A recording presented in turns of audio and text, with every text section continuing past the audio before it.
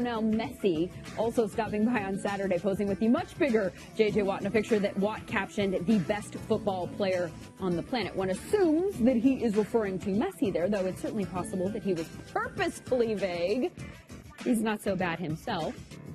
Maybe a little bit full of himself, if that in fact was what he was referring to, was himself.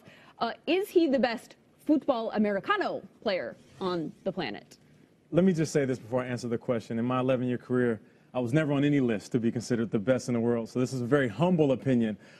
No, I'm going to say he's not the best NFL player in the game. He's the most disruptive. But for me to label you the best player in the NFL, you would have to have a profound effect on your team in a way that they get to the Super Bowl and win it.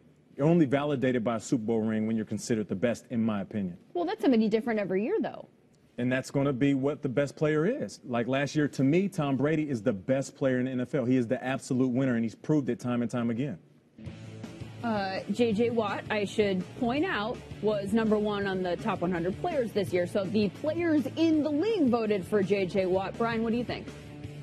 Well, I'll look at it from this standpoint. If you were going to put the entire league into a common draft, who would go first? Well, the question is J.J. Watt the best non-quarterback? Because clearly the top quarterbacks would be drafted first. So let's put them aside. Who would be the first player off the board at the non-quarterback position? I think it would be J.J. Watt. I can't think of anybody. I mean, there's a lot of good players to pick through. And as Nate says, it's a kind of a humbling experience to even talk about it. But I'm not sure there's a bigger impact player on the field that, from a coach's standpoint, if you were going to select someone first, I'm not sure it wouldn't be J.J. Watt. Coach, that's a great point, and I feel you on the first guy being off the board, usually being a quarterback. But for me, if I'm picking a guy straight off the board, I'm going to go with the running back position. Now, I just said Tom Brady's the best player last year because he won last year. But if I had to pick a guy to start a team with, I'm picking Marshawn Lynch. And it's going to be the offensive side of the ball for me. It's either going to be a quarterback that can control the game or a running back that can control the game. So for me, it's Marshawn Lynch. So, Coach, I'm going to have to disagree with you on the fact that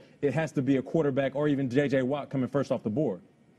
Nate, I love the fact you're old school. You're an old soul beyond your years, because a running back hasn't been the most dominant player in this league since Jim Brown. I mean, we don't draft to it. It's all by committee now. We haven't had a leading rusher in the NFL go to and be the #1 player in the Super Bowl anyway. I love the mentality, but I kind of go back to the show me the money. Who are you going to draft first? To me, it's going to be a J.J. I love Marshawn Lynch, but it certainly wouldn't be a running back be the first guy I take off the board after I take my quarterback. Maybe Nate's got fantasy on the brain, too. A little bit. Because you definitely got to go running back first in fantasy. And this question would be very different if the Houston Texans were contenders, or they were even in the Super Bowl. I think everybody would have a different opinion on just how much of an impact J.J. Watt has had on that team and on the season in a whole. Maybe that will change.